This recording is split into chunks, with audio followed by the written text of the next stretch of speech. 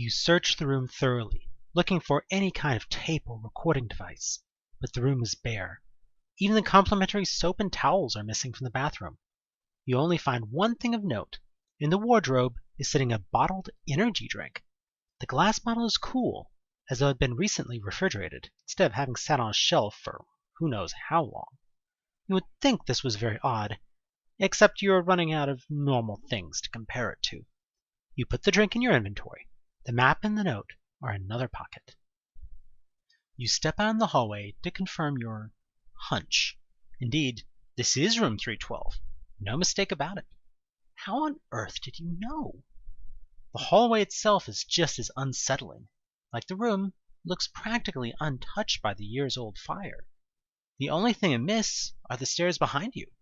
They appeared to have crumbled to nothing. Only pits remained, covered by strands of caution tape. You'd hate to fall down there. Standing beside them is a lone orange traffic cone. The hall is shrouded in oppressive darkness, fought only by a few of the dim wall lamps between the doors. Surely this place can't still be getting electricity. You consult your map briefly. Down the hall to your right are the observation room, the elevator, and rooms 313 through 15. The hallway turns, and then are crossed-off rooms and a few more. To your left are the bathrooms and room 300 through 311.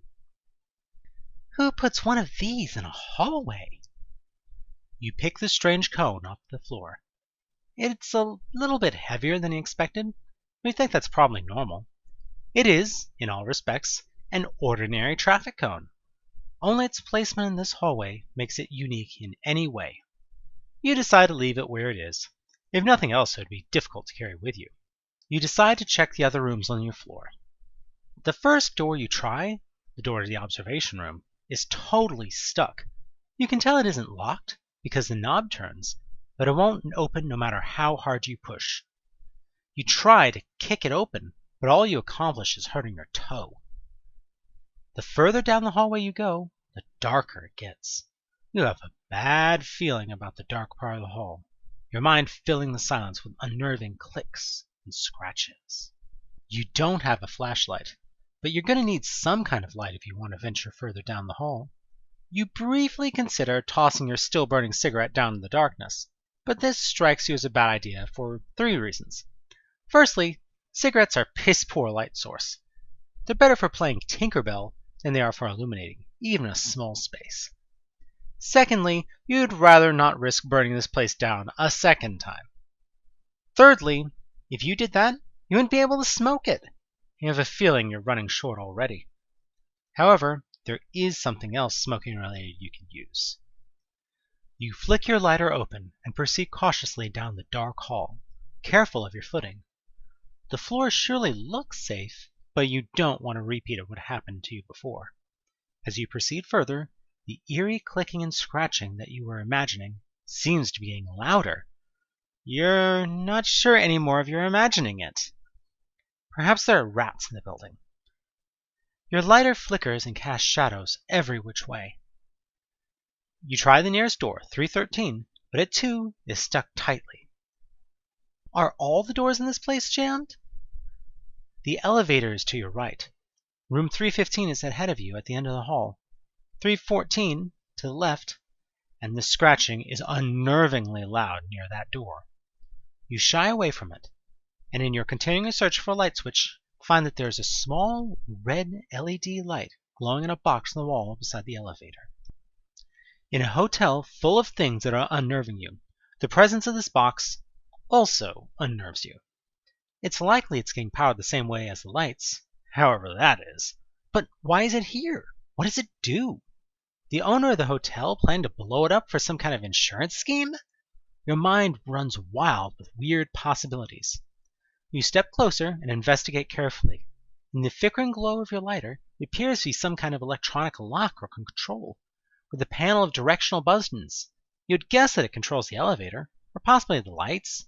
Could be the air conditioning? It's probably not a bomb.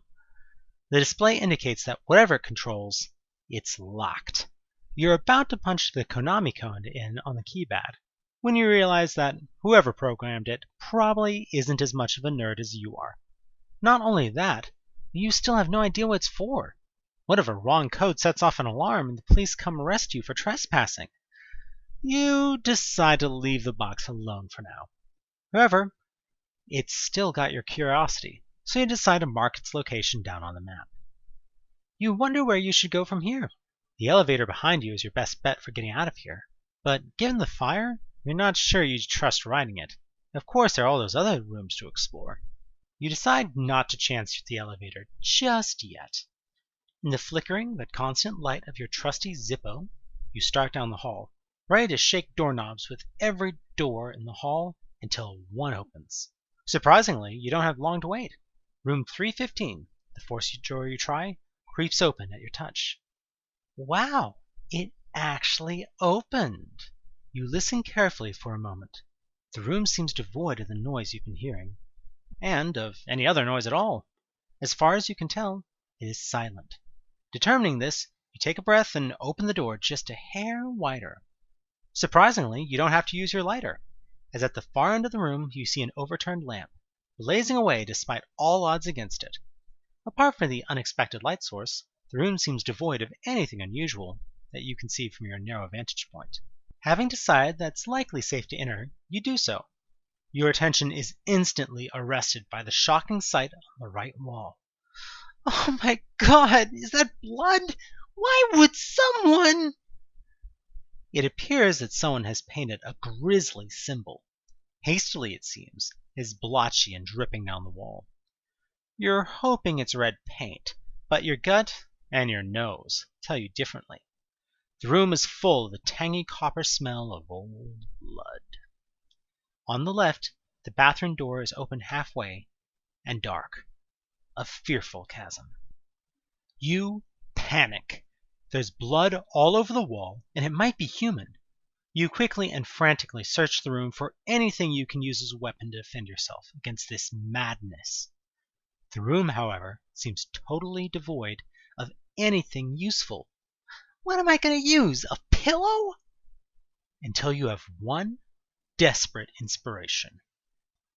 You take the curtains down in order to use the rod to hit people with. As a weapon, it's most likely totally ineffective, but you're rather proud that you thought of it anyway. Not that you want to have to beat anyone with a curtain rod.